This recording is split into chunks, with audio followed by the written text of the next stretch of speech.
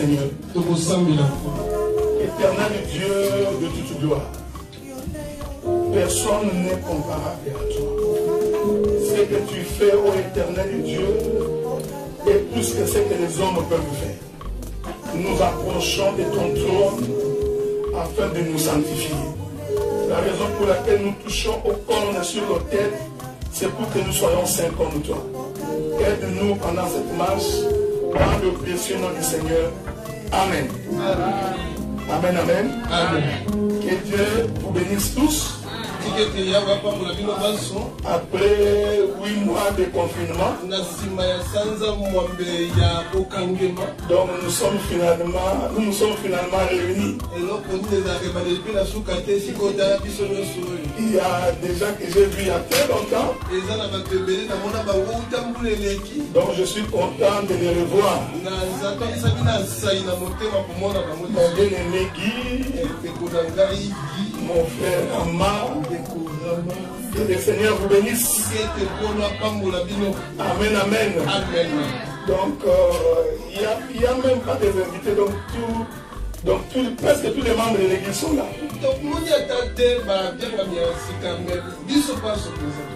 Il y a sauf la maman de la sœur Eliane. Donc la sœur Eliane nous a amené d'abord son père. Maintenant il nous a amené également sa mère. Vous savez, quand les enfants écoutent la bonne parole,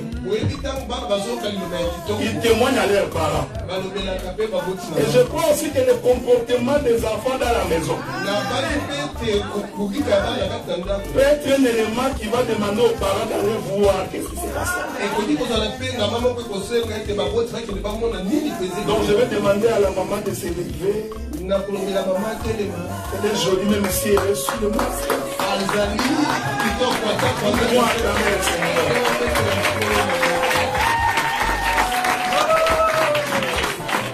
Que Dieu te bénisse, maman. Donc, après le culte, vous pouvez voir maman. Demandez à maman d'enlever un peu de masque. Parce que tu risques de le dépasser sur la route. Parce qu'il était masqué. Amen, amen. La sœur Ophélie également du Gabon, nous te saluons. Que Dieu vous bénisse énormément. Nous avons également 2 sœurs qui sont venues de Montréal. Nous allons quand même les accueillir. Je demande à la sœur Nipsia de s'élever.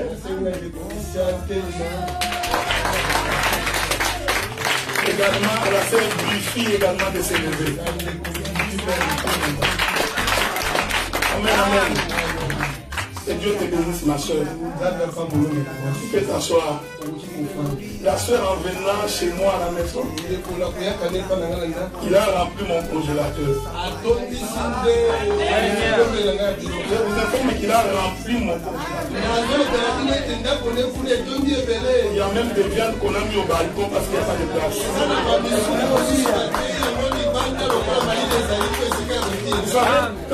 Quand le chauffeur qui l'a pris m'a appelé au téléphone, il m'a dit, mais ta soeur, elle a beaucoup de colis. Moi, je me suis dit, mais pourquoi cette soeur vient pour un week-end? C'est qu'elle a amené beaucoup de valises. Elle a l'intention de rester chez moi un mois ou quoi? Mais quand j'ai débarqué à la maison, j'ai trouvé qu'il m'a amené les cartons de. Les cartons de. J'ai même dit à la sœur Michel, est-ce qu'on peut se les partager avec les autres serviteurs? Donc deux poulets, deux. Parce que je crois qu'il a apporté ça pour ses serviteurs. Elle ne me connaît pas. On m'avait juste donné son numéro de téléphone. Je suis allé la visiter à Toronto. Donc j'ai conduit 8 heures aller-retour pour visiter cette soeur. Maintenant qu'elle est à Montréal, je l'ai envoyé à l'Assemblée de Montréal. Je crois que c'est par reconnaissance que tu m'as amené le sac de foufou. On fait un effort pour me dire, mais le foufou, on n'a pas le choix. J'ai saisi également l'occasion, parce que vous savez, il y a beaucoup de gens qui nous suivent en ligne, pour remercier la femme du pasteur Marcel, qui est à Montréal, la sœur Angèle, pour sa contribution pour le déménagement.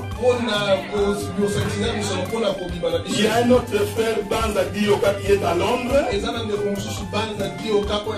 qui nous a également envoyé l'argent. En tout cas, le montant de 5 000, nous l'avons déjà totalisé.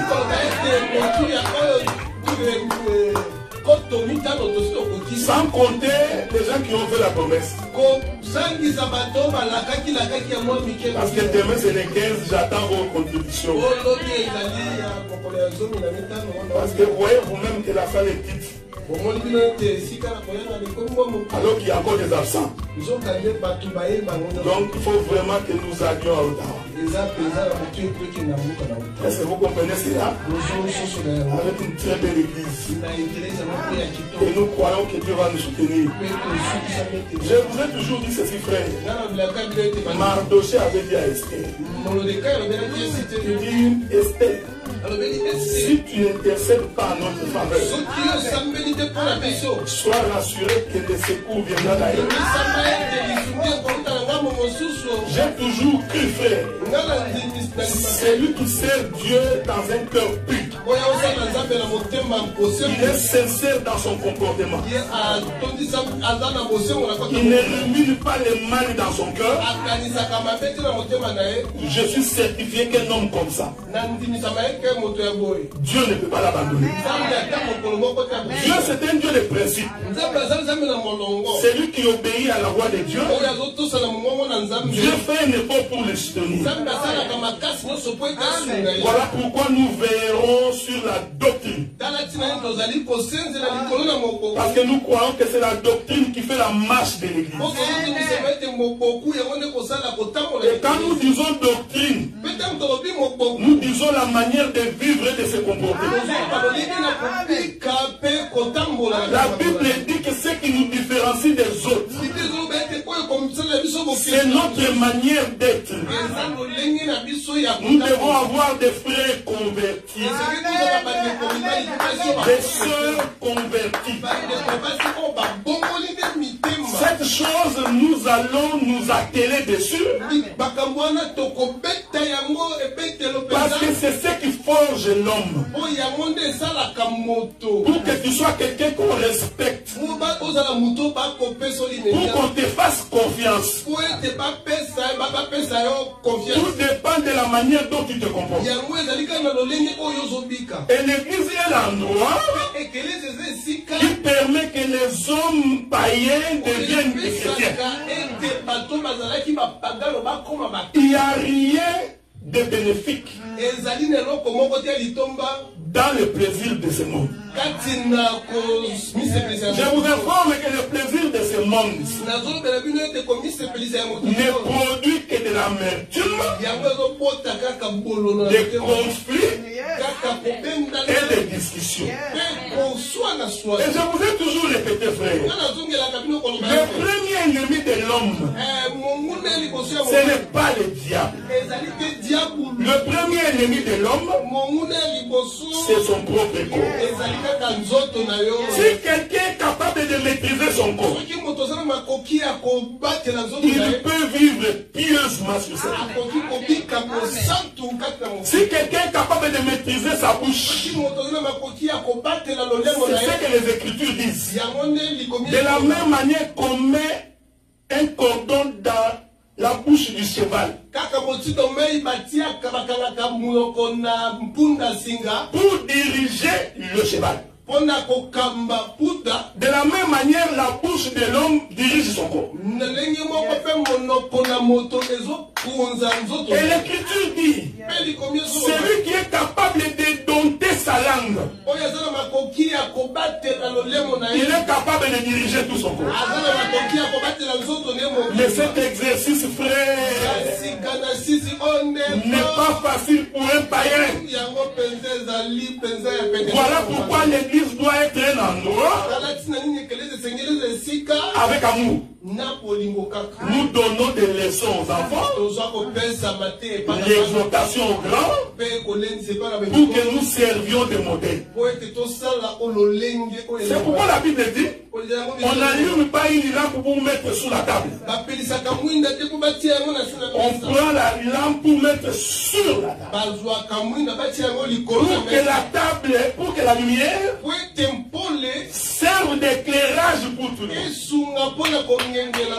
Dans ma prière de tous les jours, j'ai toujours dit à l'Éternel, nous servirons de témoignages dans cette ville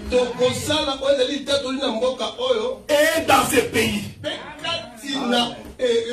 Que les gens disent, si vous voulez trouver des hommes honnêtes, des hommes intègres, si tu veux épouser une bonne femme, il faut aller dans l'assemblée de Seigneur.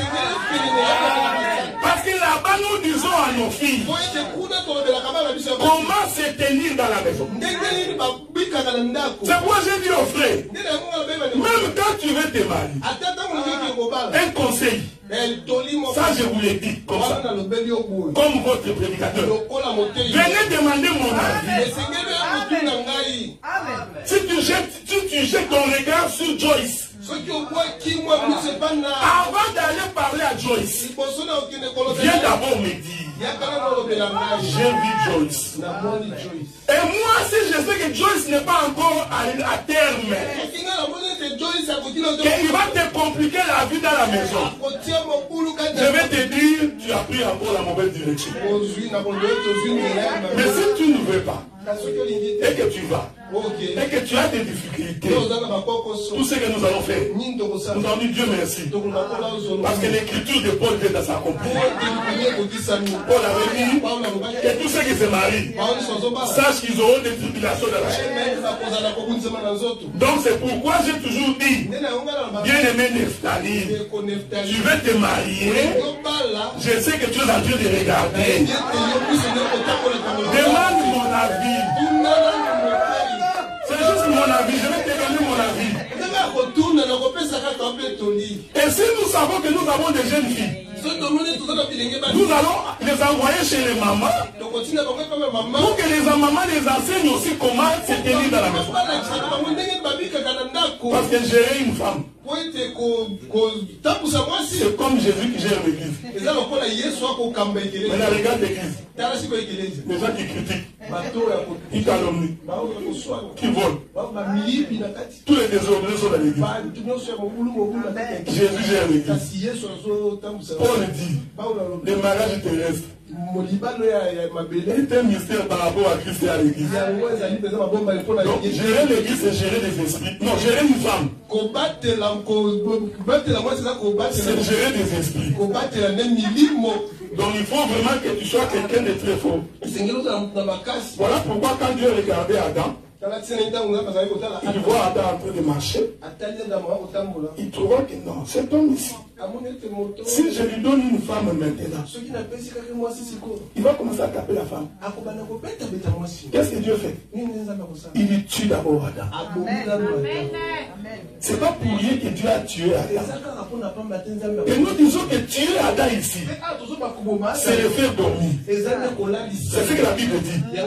Ceux qui sont morts à Jésus dorment. Donc en réalité, Dieu avait tué Adam avant de lui donner une femme. Nous comprenons que ce que Adam était avant,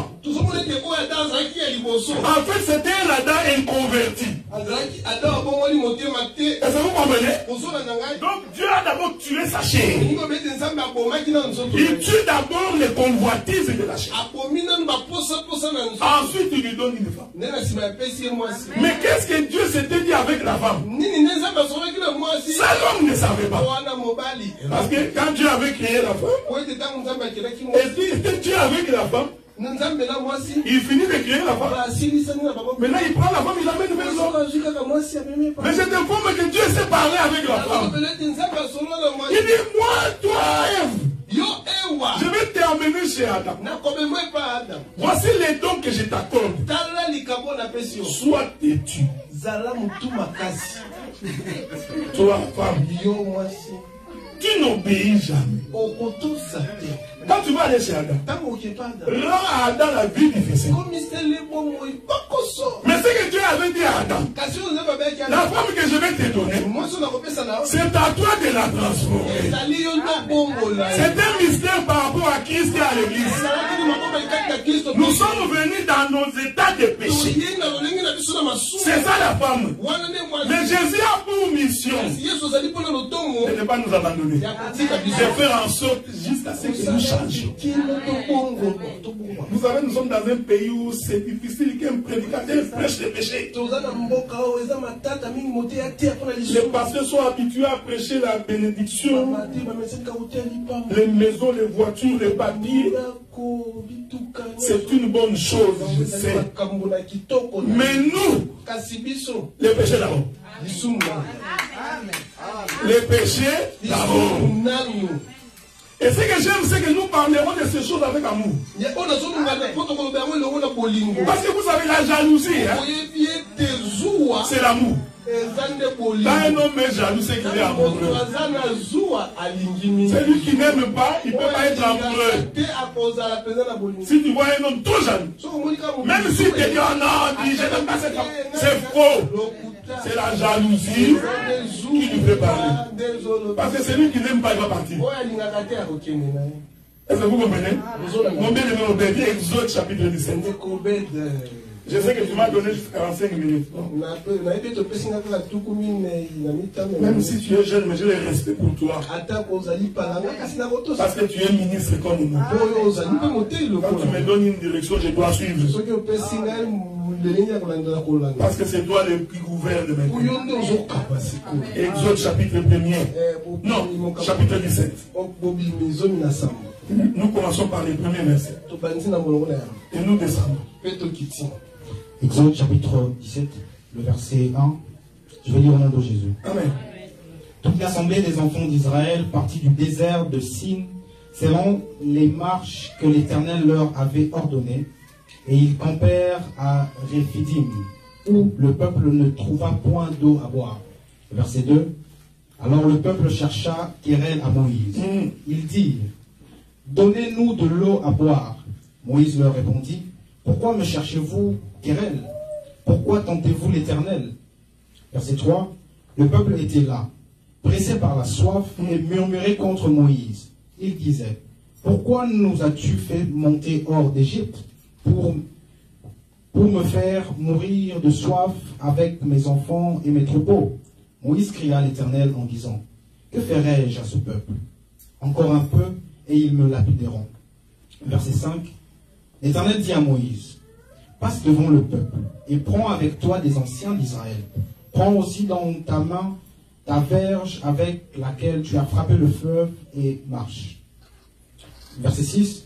Voici, je me tiendrai devant toi sur le rocher d'Horeb. Tu frapperas le rocher, et il en sortira de l'eau, et le peuple boira. Et Moïse fit ainsi aux yeux des anciens d'Israël. Verset 7. Il donna à ce lieu le nom de Massa et Meriba, parce que les enfants d'Israël avaient contesté, et parce qu'ils avaient tenté l'Éternel en disant, l'Éternel est-il au milieu de nous, ou n'y est-il pas? Saute-moi, prends-moi le verset 11 et descends. Exode 17, le verset 11. Lorsque Moïse élevait sa main, Israël était le plus fort, et lorsqu'il baissait sa main, Amalek était le plus fort.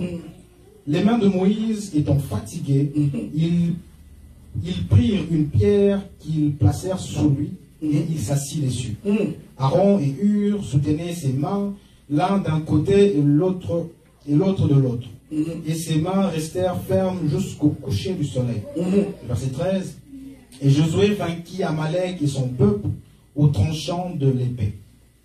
L'Éternel dit à Moïse, écris cela dans le livre pour que le souvenir s'en conserve, et déclare à Josué que j'effacerai la mémoire d'Amalek de dessus les cieux. Moïse bâtit un autel et lui donna pour nom l'Éternel ma bannière. Verset 16, il dit, Parce que la main a été levée sur le trône de l'Éternel. Voilà. Il y aura guerre de l'Éternel contre Amalek de génération en génération. Que le Seigneur bénisse la lecture des Écritures, beaucoup plus son explication. Je voudrais demander à la sœur Vanessa de s'élever. Juste de s'élever. Donc ça c'est la sœur Vanessa, la fille de maman Julienne. Que Dieu te bénisse ma sœur. La sœur Vanessa a une vision. C'est la vision que je voudrais partager avec vous. Parce que c'est sa vision. Amen, amen. Dans sa vision, je vous résume la vision. Un homme lui a fait la reproche pourquoi il mettait trop de mèches. Il a été tellement réprimandé dans cette vision. Parce que vous savez, Vanessa mettait les mèches jaunes. Donc dans sa vision, elle a été fortement réprimandée. Et pendant ce temps, elle avait fait une commande de mèches. Alors, en se réveillant le matin, il appelle la personne pour lui dire que je voudrais décommander ces mèches-là. Et l'homme lui dit, je n'ai plus de mèches à te donner. Quelque chose est arrivé et puis on a récupéré le mèche. Comme dans sa vision, la sœur a été convaincue. Elle a donc pris la décision de ne plus porter les mèches. Mais je voudrais ici quand même dire quelque chose de très important. Parce que j'ai dit que je vais arriver dans ces choses. Parce qu'à un moment donné, nous allons aussi donner les origines mystiques les cabellos que vous mettez sur vos têtes. Parce qu'il y a des choses que vous devez savoir. C'est important que je vous le dise. Que tout ce qui apparaît n'est pas forcément ce que tu vois. Et aussi il faut savoir que la mode d'aujourd'hui est influencée par le monde des démons. Il ne faut pas être étonné, une chaussure qui n'a pas de sens. Mais tu vois tout le monde en train d'acheter cette chaussure qui n'a pas de sens. Il faut savoir que le monde des démons existe. Et ces gens-là, avant de lancer quelque chose, ils font des incantations. C'est pourquoi quand tu es enfant de Dieu, il faut faire attention dans ta manière de calculer. Que tu ne sois pas celui qui suit tous les vents des doctrines. Tu vois, il y en a qui fait une coiffure. Tu vas voir toutes les filles dans la même coiffure. Les chrétiens doivent faire attention pour ne pas suivre ces choses. Donc, laissez-moi, parce que je vous ai dit que je prendrai 2 mois pour parler de ces choses-là. Et je martellerai pour dire que le problème de l'homme, c'est sa chair. C'est sa chair. Si l'homme est capable de maîtriser sa chair, cet homme peut servir le Seigneur. C'est pourquoi des fois tu vas remarquer, l'Écriture dit que la femme prie voilée, mais pour 2 heures de culte, la seule est incapable de se voiler. 2 heures. Donc 24 heures par jour. 2 heures. Ça veut dire qu'il se voile seulement. Et quand le culte finit, il enlève son voile. Mais tu sens que l'homme ne veut pas faire ça. Le problème, c'est sa chair. Il trouve que si je me les vois, je deviens comme une vieille. Même pour 2 heures. Donc, le combat de l'homme, c'est ça. Donc, si quelqu'un comprend, il comprendra ce qui est utile, ce qui ne l'est pas. Et nous ne passerons pas notre temps de répéter sur ces choses. Vous savez, moi je vous aime bien, mais moi je vous dis toujours la vérité. Quand on dit voiler, je dis, on ne veut même pas voir tes cheveux devant. Pas tu voiles, tu ne le sous-goûtes. Comme la sœur Buffy, je t'aime ma soeur. Tu m'as donné le foufou. Mais la vérité, il faut que je te la dise. Tu ne peux pas laisser les mèches qui sortent. Quand on dit voiler, il te couvre la tête. 2 heures après, tu peux enlever. Nous verrons ta jolie coiffure. Mais j'expliquerai pourquoi on se voit. Donc vous avez dit que personne ne va échapper. Et je vous avais dit ceci, frère. Quand nous sommes en train de construire, on est sage. Parce que celui qui construit doit être très sage. Donc il doit savoir quoi dire maintenant et quoi ne pas dire maintenant. Il y a des choses pour lesquelles nous avions fermé la bouche parce que nous sommes en train de construire. Maintenant que nous avons une église qui a une forme, ne vous en faites pas, nous allons lever les yeux. Parce que je sais déjà que vous aimez la parole. Donc vous aimez Dieu. Donc même quand nous leverons les pieds, tu ne fuiras pas. C'est pourquoi Pierre avait dit à Jésus, où irons-nous? Là, après que Jésus a fait des miracles, beaucoup de gens ont suivi. Ils ont suivi Jésus. Jésus regarde, il dit non, non, non, non, non. Maintenant qu'ils sont arrivés, maintenant je vais poser la doctrine. Il dit celui qui ne mange pas ma chair et qui ne boit pas de mon sang n'héritera pas le royaume des cieux. Les Juifs se sont dit, Moïse nous avait dit, tu ne boiras pas du sang. Cet homme nous dit de boire son sang. Cette parole est dure. Qui va résister? La Bible dit qu'il est parti. Jésus n'a pas fini tout le long de l'histoire. Parce qu'il voulait vérifier pourquoi ils sont là. Il dit, et vous? Vous ne partez pas. Pierre répond. Où irons-nous? Je vous ai toujours dit, quand quelqu'un comprend l'évangile, même quand c'est dur, s'il ne peut pas se déplacer, voilà pourquoi dans la foi que nous avons, nous ne croyons pas qu'un fils de Dieu peut se perdre. Si un homme se perd, il n'est pas de la maison d'Abraham. Un fils d'Abraham, même quand c'est difficile, même quand la doctrine est compliquée, il sait que c'est salutaire pour sa vie. Donc, nous allons lever les pieds. Et Dieu te bénisse. Quand vous me regardez, vous dites, ah, c'est pas pareil, pas encore commencer. Mais c'est ça l'amour. C'est pourquoi vous m'aimez, n'est-ce pas? Que Dieu vous bénisse, frère.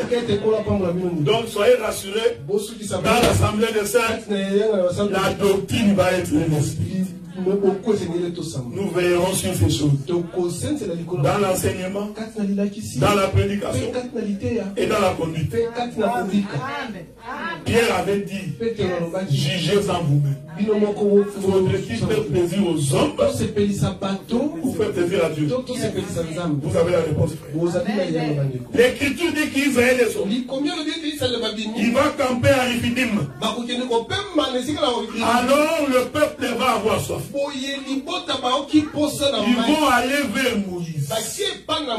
Je vous ai dit que chaque fois que je prêcherai, je monterai, je descendrai. Parce que l'évangile, c'est le seul évangile. Donc, si tu es prédicateur, il faut prêcher le ciel de la terre. Si tu nous prêches la terre, c'est nous. Tu es Satongué. Si tu nous prêches le ciel, un autre Satongué. La prédication, c'est le ciel de la terre. C'est pourquoi quand Jacob s'était couché sur un rocher. Il a vu l'échelle qui partait de la terre et qui touchait le ciel. Et dans sa vision, il vit les anges monter et descendre. Le ciel s'est monté et descendre. La prédication s'est montée et descendre. Pour monter, tu comprendras pourquoi tu as créé les oiseaux. Parce que les oiseaux ont pour mission de voler. Mais l'oiseau, avant de voler, il marche d'abord. Est-ce que vous me suivez? C'est pourquoi nous n'allons pas arrêter de dire. Mon bien-aimé Joël, il y a une chef de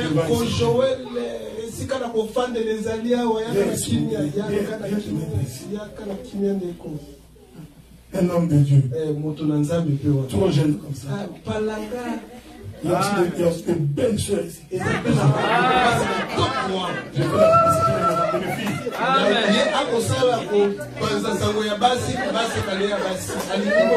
Dès qu'il vient d'arriver, j'ai déjà envoyé. Regardez, frère. Donc prêcher, c'est le ciel et la terre. C'est pourquoi même dans l'arche de Noé, après que la pluie ait cessé, Noé ouvrit la fenêtre. Il n'a pas envoyé les animaux qui marchaient. Il ouvre la fenêtre. Il fait sortir les corbeaux. La Bible dit, le corbeau est parti, mais il n'est pas rentré. Nous avons des serviteurs comme ça. Dieu l'envoie. L'homme s'en va définitivement. Parce que le corbeau a trouvé les cadavres. Parce qu'il y avait un déluge. Il y avait beaucoup de cadavres. Donc le corbeau, lui, quand il a vu seulement les cadavres, il commença à manger. Il ne rentra pas chez Noé.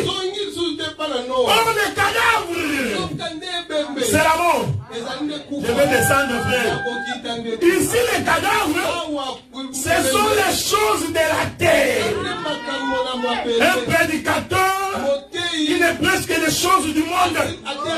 Oh, tu vas avoir des maisons, tu vas avoir beaucoup de femmes, beaucoup d'enfants.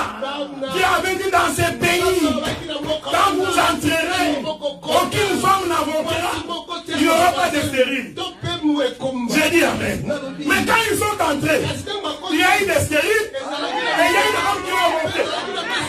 Il faut maintenant comprendre quel est ce pays. Quand on entre, on va tomber enceinte. Et puis quand tu tombes enceinte, tu n'avortes pas. Est-ce que vous comprenez, frère?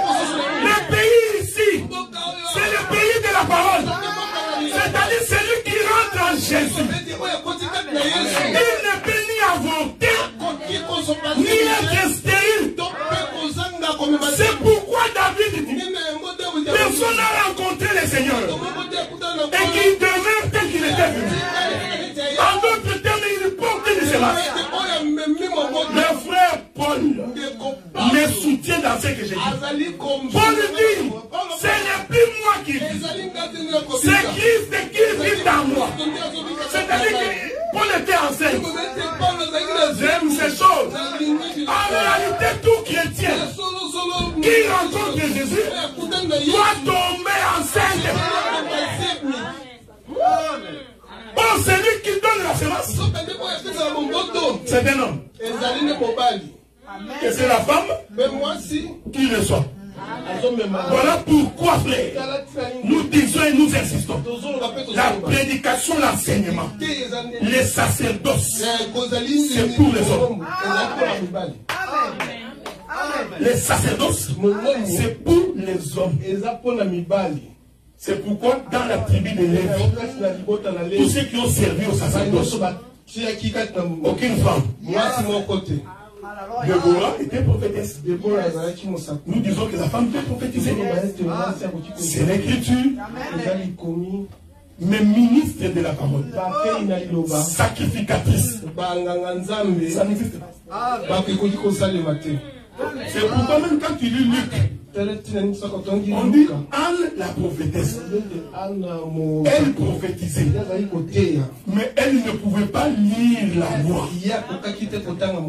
Parce que la loi ne pouvait la lire qu'un sacrificateur. Est-ce que vous comprenez? Regardez maintenant. Je monterai, je descendrai.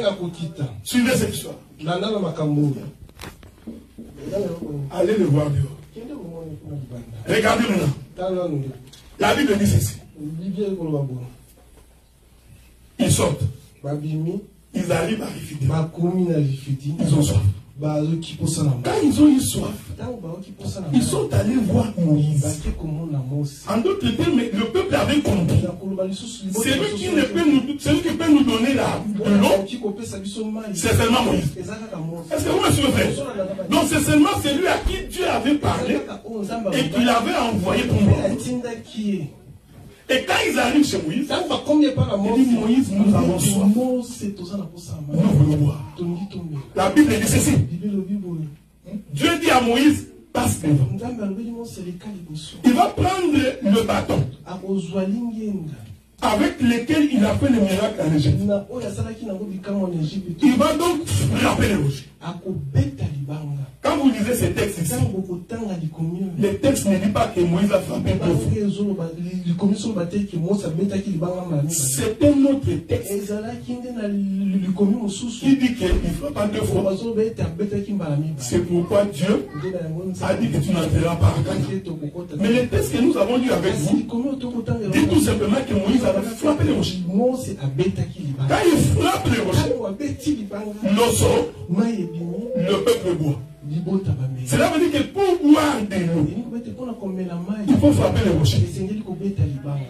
Tu comprendras l'écriture. Donc si le rocher n'est pas frappé, le peuple ne peut pas boire de l'eau.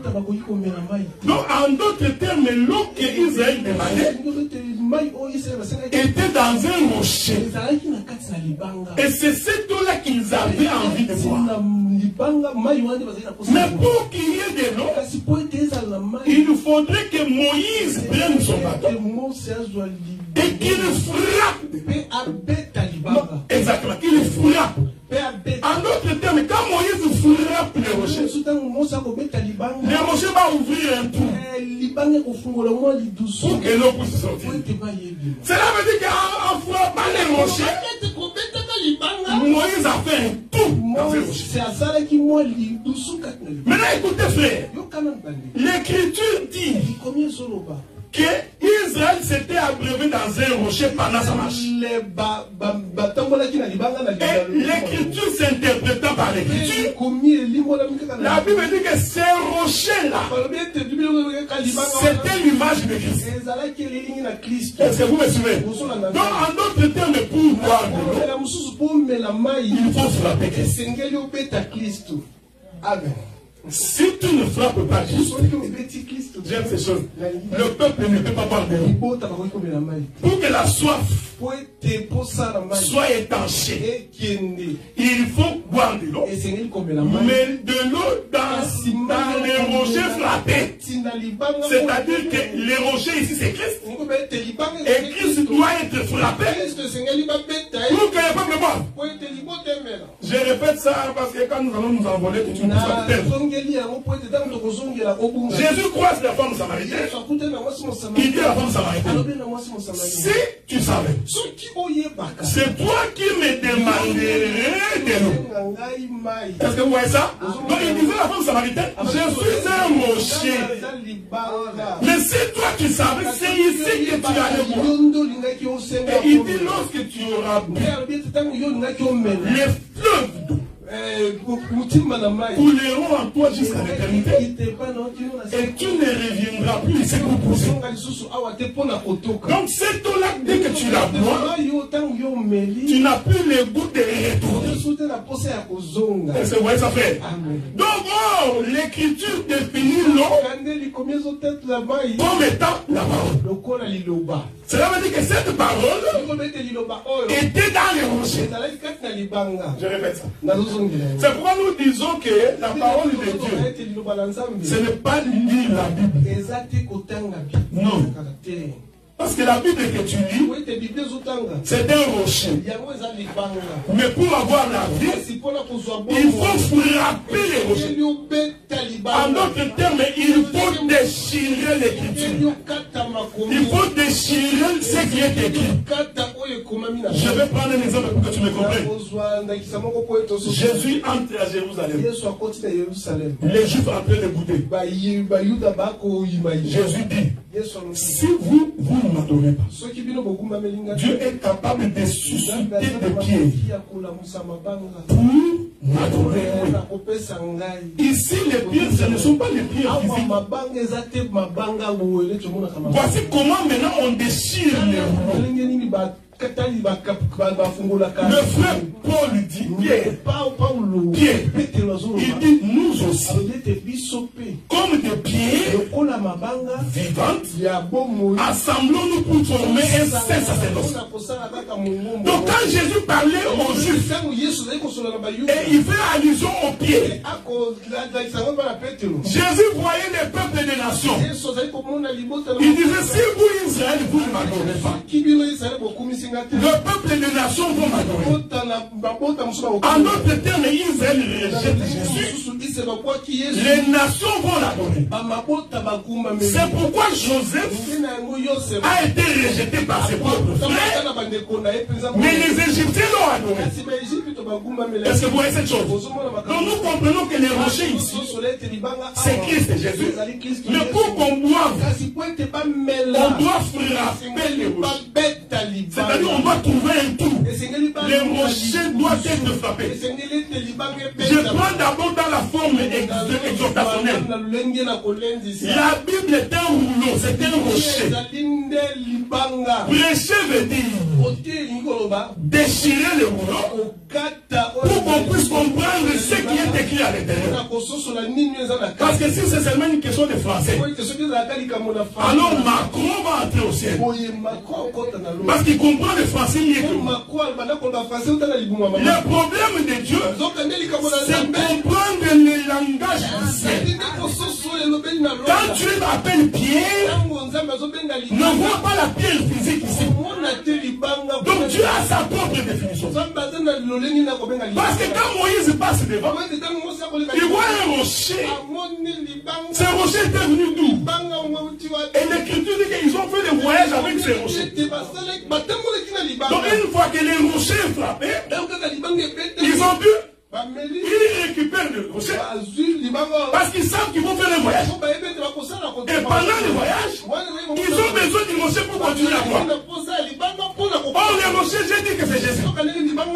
Et l'eau c'est la parole. C'est pour dire que tout enfant de Dieu, pendant qu'il fait sa marche sur la terre, il faut qu'il soit rassuré qu'il est en train de marcher avec le rocher. Parce que c'est ce qui va étancher ta soif. Mais quelle est cette soif qui est étanchée? C'est la soif du péché. C'est-à-dire quand quelqu'un écoute la parole, il faut que la parole produise en toi la haine du péché.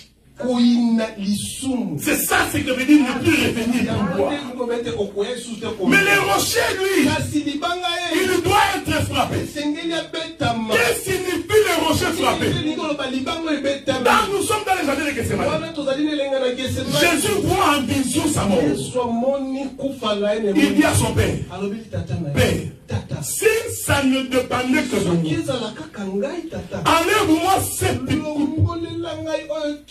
Quel est ce trou? Sa mort. Est-ce que vous voyez? Jésus dit, mais toutefois, Père, que ta volonté soit faite. En d'autres termes, il disait, Dieu, frappe-moi. Est-ce que vous me suivez bien? Je vais doucement pour que tu vois très bien. Donc, frapper les rochers, c'est amener les rochers à la mort. pour que de sa mort, l'eau puisse sortir. C'est pourquoi Paul dit, si Christ n'était pas mort et ressuscité, notre prédication serait vaine. Donc si nous prêchons cette parole qui est l'eau, c'est parce que Christ est d'abord le mort. Mais pour que Christ meure, comme rocher, il doit être frappé. Jésus dit, c'est le Père qui me frappe. C'est pourquoi maintenant tu vas comprendre. C'est Moïse qui est en train de frapper le rocher. C'est le Père. Est-ce que vous voyez ça fait? Non, je vais répéter ça quand même. C'est pas que je suis allé à pour que tu comprennes. C'est pourquoi quand tu regardes les films de Jésus, il ne faut pas pleurer.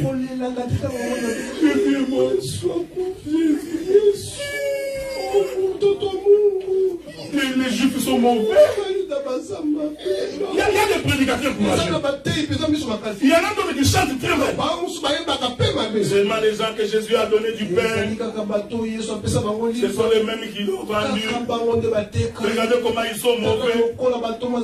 Là, tu vas même faire une prédication. On ne fait pas du bien à quelqu'un parce qu'il va te trahir demain. Tu vois comme Jésus a fait des miracles pour ces gens. Voilà, ces gens l'ont abandonné. C'est lui qui parle comme ça. Il ne connaît pas la Bible.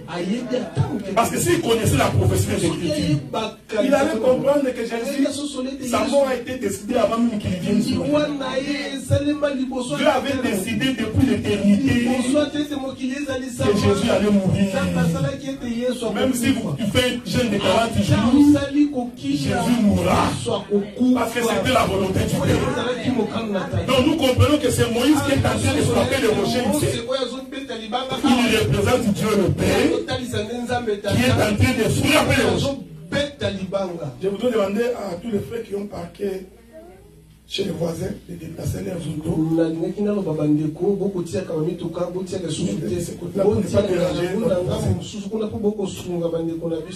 Regardez maintenant, frère. Donc, c'est Moïse là qui frappe les rochers. Il représente Dieu qui est en train de frapper les rochers. Les rochers ici, c'est l'ombre de la mort de Jésus. Mais Dieu a répété ces choses dans les jardins. C'est pourquoi quand tu lis la création, ce n'est pas une histoire.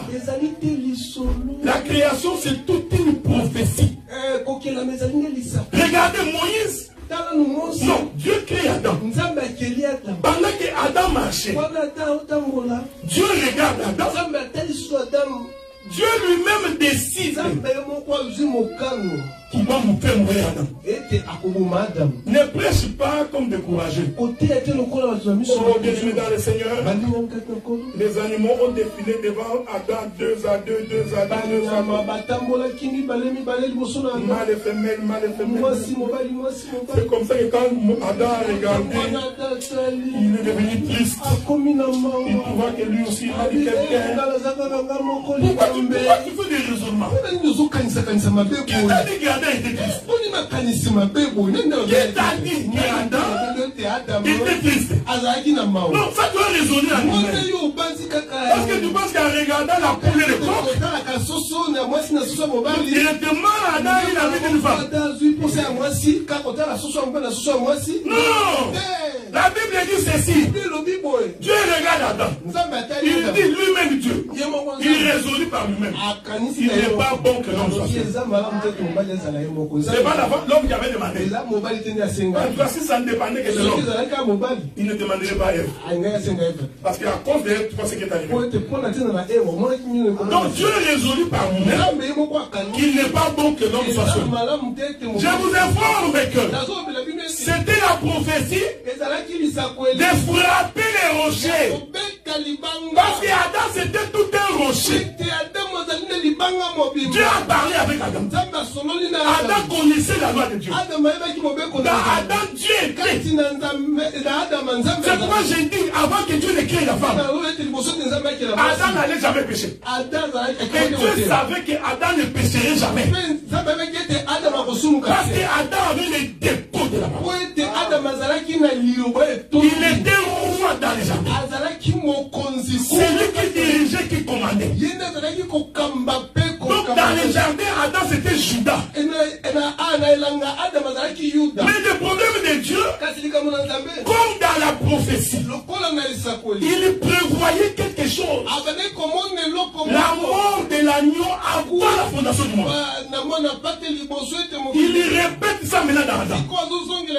Il regarde Adam. Il dit, je vais te tuer. La Bible dit que Dieu ne fera pas Adam d'un profond sommeil. Ici, Adam n'avait pas péché. Alors que la Bible dit le salaire du péché, c'est la mort. Il ne faut pas prêcher pour prêcher. Il y a des morts qui viennent pas à cause du péché. Comme la mort d'Adam. Il n'avait connu aucun péché. Mais Dieu décide, je vais le tuer. La Bible dit que Dieu ne fera pas d'un profond sommeil. Le sommeil ici, c'est encore la Bible qui définit. Ne va pas avoir un dictionnaire. Le sommeil profond. Avec apnée.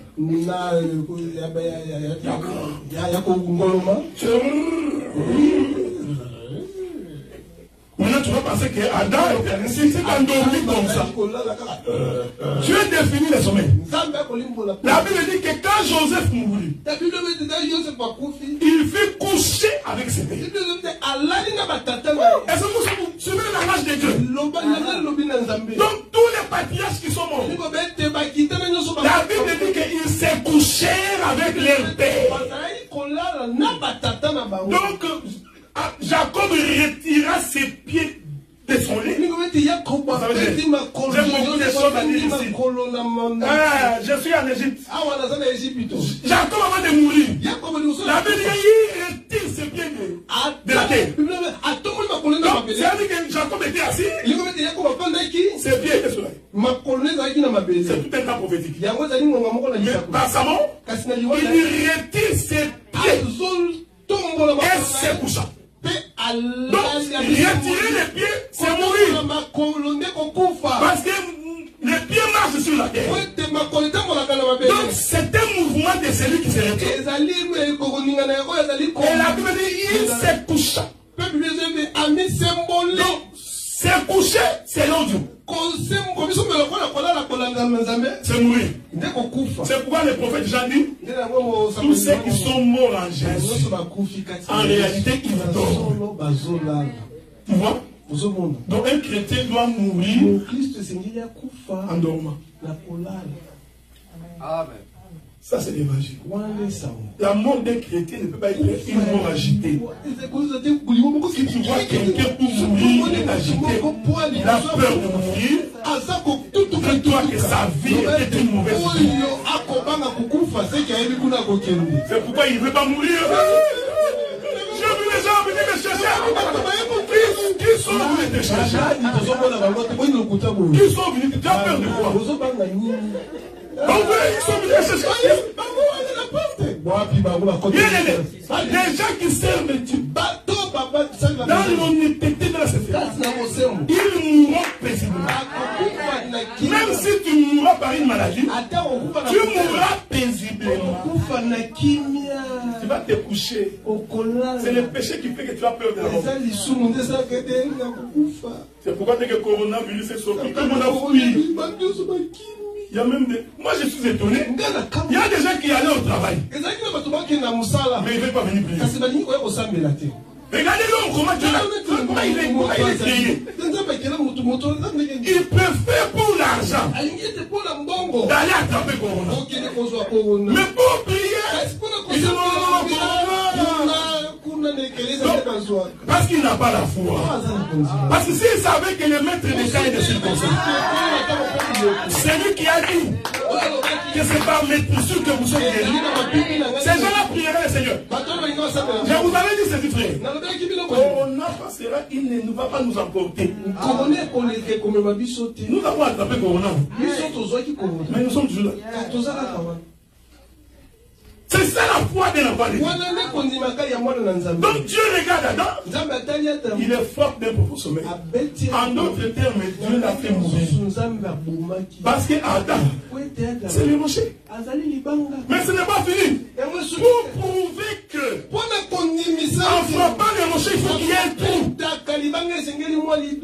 pour que l'eau sorte. La Bible dit que Dieu ouvrit la côte. Et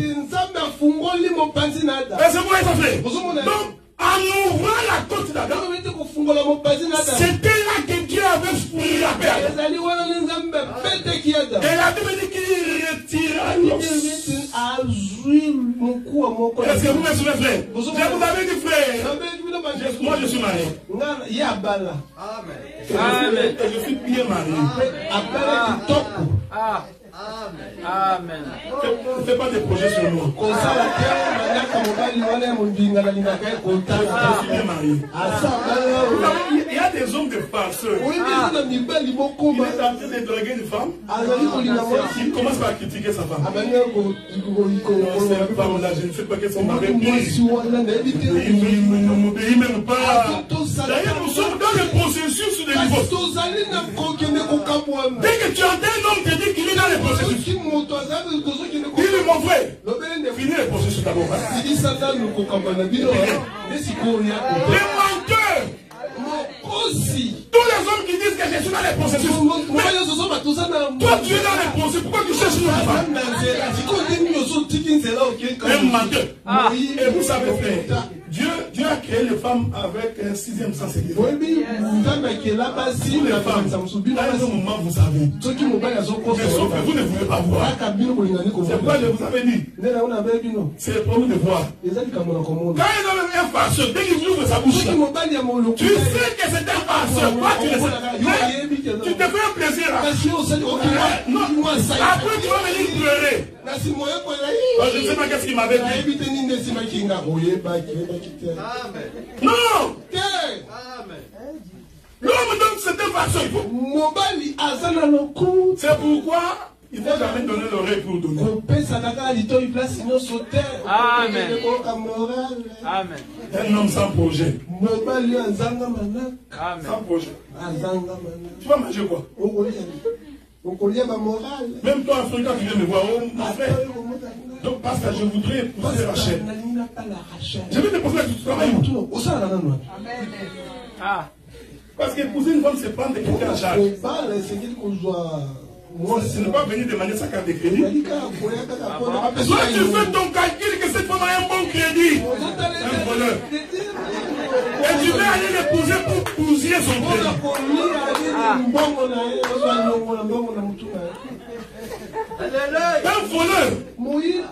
L'homme donne. C'est l'homme qui donne les cartes de crédit. Tu veux te marier, je vais te poser la question, frère. Pourquoi tu veux te marier? Tu as l'argent?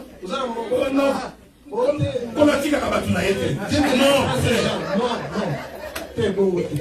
Pour l'instant, là, à qui qu'il en a?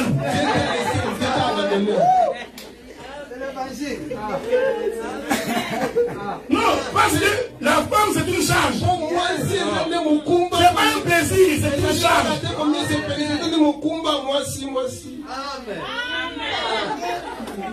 Bien aimé, je n'ai pas interdit aux sœurs d'aider leur mari. Non, d'aider. D'ailleurs, j'aime l'écriture, dit une aide. Donc c'est quelqu'un qui vient par rapport à ce que tu as déjà. C'est pourquoi j'avais dit que l'homme doit avoir beaucoup plus d'argent que la femme. Comme ça, la femme va t'aider. Je vais vous donner un témoignage. Mon propre témoignage. J'ai géré ma maison pendant des années. Un jour, j'étais un peu fatigué. J'ai dit, je vais prendre 2 ans de vacances. Je vais relaxer. J'ai vu la sœur Michel. J'ai dit, bon, ma soeur, moi je voudrais relaxer un peu. Si tu peux payer les loyers, parce que les premiers mois, elle a payé. Au 2e mois, elle m'a rappelé que ce n'est pas son travail. Tu comprends ce que j'ai dit? Il m'a dit, mais je m'excuse beaucoup, mais ça, c'est pas mon travail. En tout cas, prendre la charge de la maison, je m'excuse. Ça, c'est ton travail. Parce que naturellement, Dieu a créé la femme. Pas pour supporter l'homme. C'est contre l'évangile. C'est Jésus qui supporte l'église. C'est à l'homme de supporter. Si tu n'as rien, ne viens pas de la mariage. Va d'abord chercher l'argent. Je vais finir bientôt. Vous savez, c'est la journée des louanges. J'avais beaucoup de choses à dire. Donc nous comprenons que quand on frappe Adam, en réalité c'était la mort de Jésus. Est-ce que vous me suivez, frère? Et quand Adam meurt, la côte est tirée. Pourquoi j'ai pris cet exemple que j'ai donné? Parce que si vous me prenez moi, vous m'amenez dans la radiologie. Si on regarde mes côtes, il n'y a pas une côte qui manque. Donc ne va pas prêcher que tu vois ma femme là, c'est la côte qui a été tirée ici. Non, il n'y a pas une côte qui a été tirée de moi. J'ai toutes mes côtes au complet. Donc ce qui s'est passé dans les jardins, c'était la prophétie de l'Écriture. Lorsqu'on retirait, c'est ce qui a permis de former Ève. Je vais dire une chose, suivez maintenant.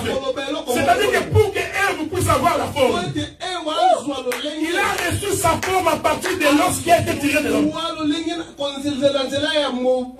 Parce qu'il avait dit que c'est sur cet os qu'il forme. Donc quand nous voyons Ève en train de marcher, en réalité ce qui fait l'ossature de Ève, c'est l'os d'Adam. Est-ce que vous voyez ça, frère? C'est pour dire, quand l'église marche, ce qui fait l'ossature de l'église, c'est l'enseignement de Jésus. C'est ce qui donne la forme. C'est ce qui nous permet de marcher. Maintenant, quand Israël marchait, il marchait avec les rochers qui leur faisaient boire. Donc nous comprenons que lorsqu'il a été tiré, en réalité c'est l'eau. Est-ce que vous me suivez, frère? Donc lorsqu'il a été tiré, en réalité c'est l'eau.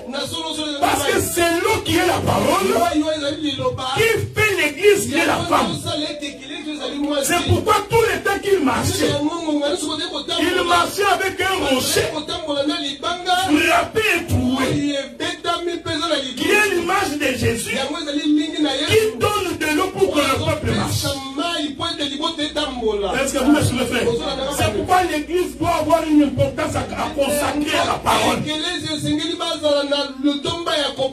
L'église n'est pas une boîte de nuit.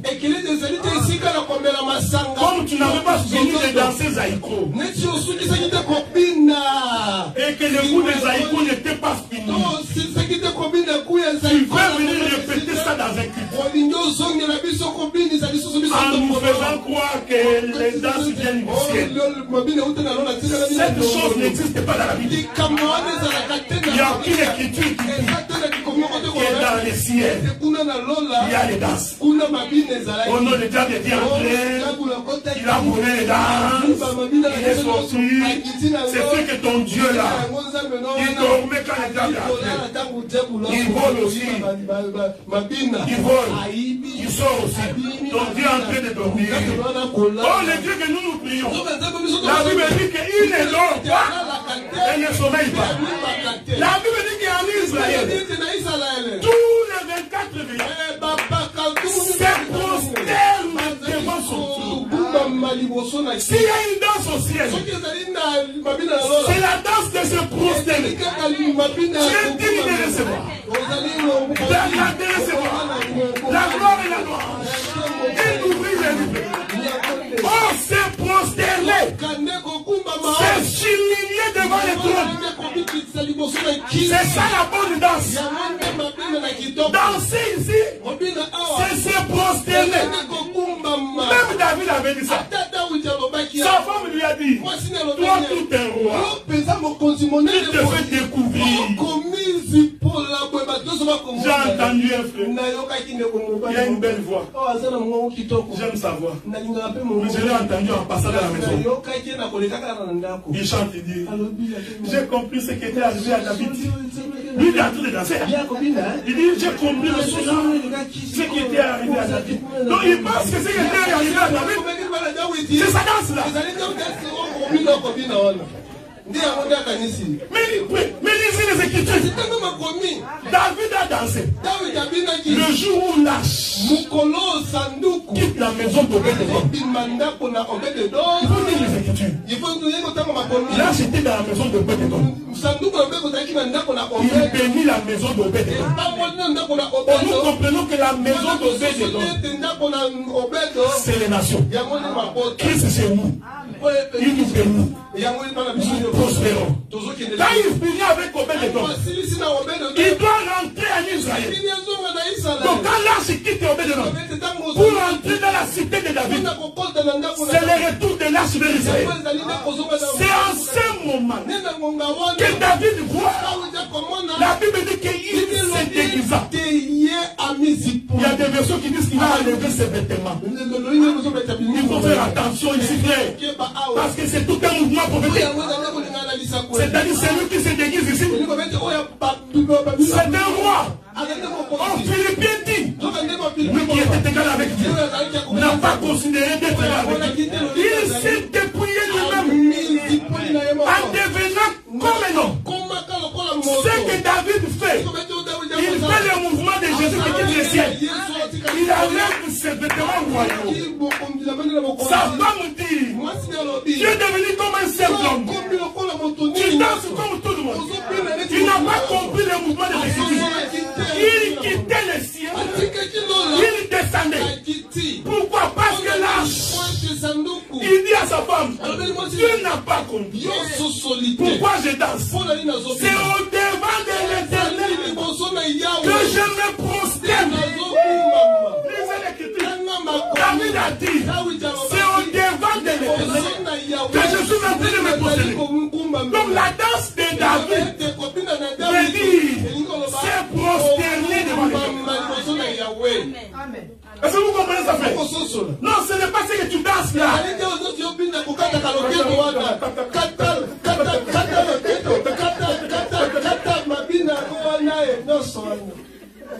C'est ta chair. C'est pourquoi nous avons des frères s'il n'y a pas de sainteté. Lui trouve que les cuites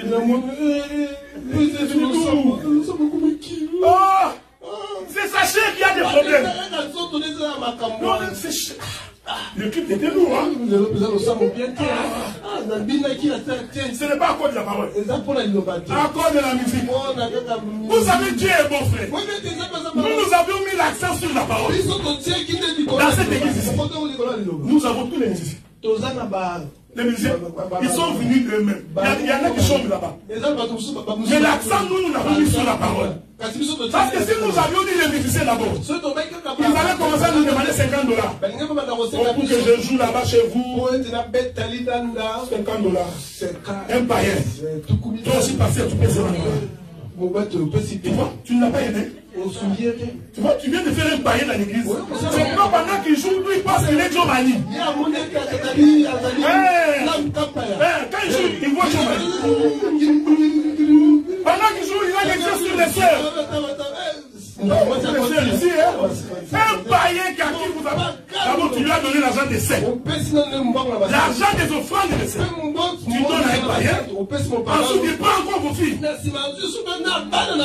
ne peut arriver que dans les groupes de prière. Ça n'arrivera jamais chez nous. Si on n'a pas de mission, frappe les mecs. Il faut d'abord aller dans un équipe parce qu'on chante, on danse. Non, nous nous venons tout autour de l'agneau. 5 minutes, mon frère.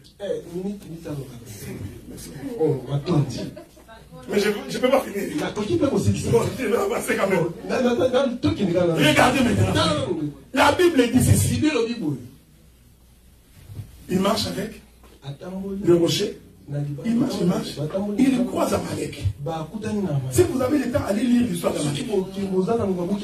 La Bible dit qu'Amalek, c'est un peuple qui avait empêché Israël d'avancer. Je vais exhorter. Tout celui qui te décourage pour la vie de Dieu. Comprenez que c'est l'esprit d'Amalek. L'Écriture dit que ce combat sera de génération en génération. Donc l'esprit d'Amalek, même aujourd'hui, ça existe. Les gens qui t'empêchent d'avancer. Qu'est-ce que tu penses? Il n'y a que toi qui es saint ici. Un type comme ça, faire attention. Pendant que toi tu veux servir Dieu, lui il te dit, mais qu'est-ce que toi tu crois? Que ces gens qui disent ces choses, ils sont saints. Moi j'ai toujours dit ceci. Nous sommes des saints. Amen. Et notre définition de la sainteté est différente de ta définition. Toi tu as ta définition de la sainteté. Mais nous avons notre définition de la sainteté. Un saint, c'est celui qui est mis à part. C'est tout. Nous avons quitté l'Égypte, frère. Donc nous sommes en train de marcher. Mon sang, frère.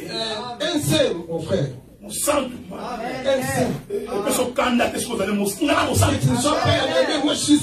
donc c'est ça, il faut être fier. Donc nous sommes les saints. Parce que nous marchons avec Dieu. Mais Amalek, il a toujours l'esprit de découragement. Il dit non, abandonne ces choses. Non, Dieu là, qu'est-ce qu'il va faire?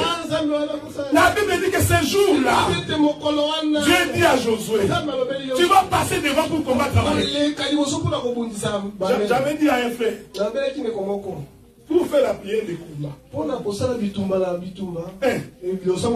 il faut identifier l'ennemi. Pas débattre pour débattre. Faisons les prières des combats. Non, avant les combattre, identifier l'ennemi. 2. Arrêtez les stratégies de combat. Parce qu'un juif ne se bat pas n'importe comment. Est-ce que vous comprenez ce que j'ai dit? Un juif avant de combattre, il se met d'abord au sommet de la montagne. Maintenant, il regarde l'ennemi. J'ai dit des choses très profondes. Le combat, il faut être au sommet de la montagne. Parce que c'est là que Dieu habite. Mais pour combattre, faites descendre l'ennemi dans la vallée. Faites-le descendre dans la vallée. C'est ce que David a fait. Il regarde Goliath. Il fait 2 pas. La Bible dit que Goliath vient. Il ne comprenait pas qu'on était en train de le piéger. Dans la montagne, c'est l'habitation de Dieu. Selon le livre de Psaumes. La vallée, c'est le lieu de sa mort. Donc la victoire se trouve dans Dieu, dans sa mort. Un païen qui combat. Lui, le païen, il fait une prière de combat. Il comprend rien. Oh frère, j'ai des problèmes dans la maison. Beaucoup de combats dans ma vie. Beaucoup de combats dans mon existence. Mais il n'est pas converti. Il pense que le combat va finir.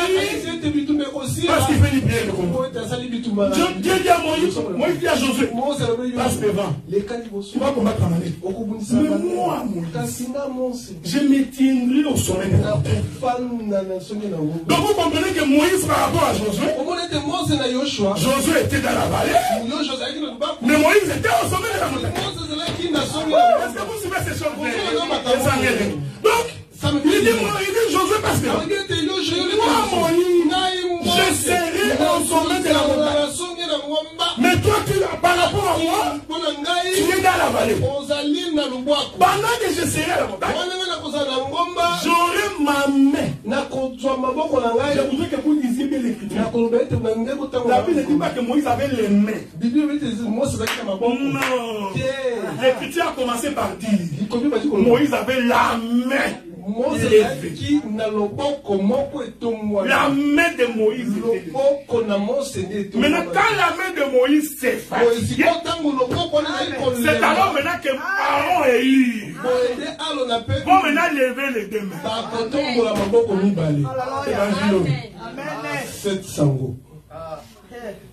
Tu feras 100 ans. Si Dieu ne trouvait pas les yeux, tu comprendras rien.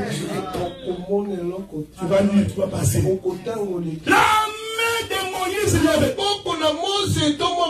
L'écriture dit qui a connu la main de l'Éternel pour qu'il proclame ses merveilles. Donc la main de l'Éternel, c'est la puissance de Dieu. Mais cette main doit être soutenue par Hur et Aaron. Ici, Hur et Aaron, ce sont les prophètes et les apôtres. Parce que l'écriture dit, nous sommes bâtis sur le fondement des apôtres et des prophètes. Ne nous pose pas la question. Oh non, mais est-ce que ce que vous faites là, est-ce que les apôtres l'ont fait? Mais au moins ce que les apôtres n'ont pas fait, nous ne faisons pas. Amen. Nous vérifions d'abord comment les apôtres se sont comportés. Donc la parole de Dieu, qui est la main levée de Moïse, est soutenue par Aaron et Hur. Je veux dire ceci, frère, pour que tu remportes les combats face à tes ennemis, face à ta difficulté, face à tes problèmes, rassure-toi que la main de l'Éternel est levée et que soutenue par les apôtres. C'est pourquoi la Bible dit, dans les mains de Moïse, Israël perdait. Mais quand il s'est levé, Israël gagnait. J'aime ces choses. Donc la victoire n'est pas pour les combattants. J'aime ces choses. La victoire, ce n'est pas pour un combattant. La Bible dit, ce n'est pas à force de combattre que tu as remporté. La victoire est dans le nom de l'Éternel. J'ai fini ici maintenant. La Bible dit dans cette écriture, le combat contre Amalek. J'aime ces choses. Le combat contre Amalek a pris fin le soir. C'est-à-dire que le combat a commencé le matin jusqu'au coucher. Dans d'autres termes, pendant qu'on combattait Amalek, le soleil faisait sa course. Il est sorti le matin. C'est la main gauche de Moïse. Non, pas tu ne vas pas encore faire. Moïse avait le main levé. Aaron d'un côté, Hur de l'autre. Les deux pôles ici de main. En réalité, c'est la course du soleil. Parce que le soleil se lève en Orient, il va marcher jusqu'à l'Occident. Les deux mains levées. Or, l'Orient, c'est Israël. L'Occident, c'est les nations. L'œuvre de la croix réunit deux peuples. Il réunit Israël, qui est le lever du soleil. Il réunit les nations. Le coucher du soleil. On prit Jésus. On l'a mis sur la croix. On a porté des brigands.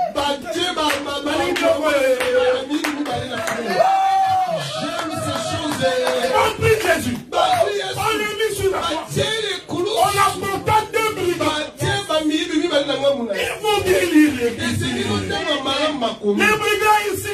Ne va pas voir Balado. Oh, voilà. Non, on met deux brigands. Écoutez, frère, c'est là que je vais finir. Jésus montre cela. La prédication commence. Un homme en train de souffrir. Lundi. Si tu sauve-toi toi-même, et sauve-nous. Cet homme ici, il ne croyait pas. C'est vrai, ça vrai. Cet homme ici, qui dit si tu es en fait, il ne croyait pas. Mais qui est celui qui n'a pas cru? Israël. Nous comprenons que c'est ici. C'est Israël. Il est venu chez les siens, mais les siens ne l'ont pas reçu. Maintenant, l'autre ici, c'est l'Occident. On pile la frère. C'est l'Occident. Il dit, souviens-toi de vous. Nous savons que nous sommes pécheurs. Un enfant de Dieu commence par reconnaître son péché. Il a commencé par méritons ce que nous avons. Nous avions péché. Nous avons des frères et des sœurs. Lui ne comprend jamais qu'il a péché. Il a toujours raison. L'esprit de Moïse, l'esprit d'Adam, marche avec lui jusqu'à l'éternité. Dieu, ce n'est pas moi. C'est pas moi. C'est elle que tu m'as donné. Tout ce qui m'arrive ici, c'est toujours c'est l'esprit d'Adam. Ici, cet homme il dit, nous avons péché. Mais quand tu seras dans ton roi, oui, celui-ci a cru. Il y a eu deux prédications sur la croix. La prédication de la loi et la prédication de la grâce. Bon, celui qui croit ici, c'est nous. Jésus est dans il était souffrant, en train de mourir, mais il prêche. Quel est cet homme de Jésus? Il dit ce soir, tu seras avec moi au paradis.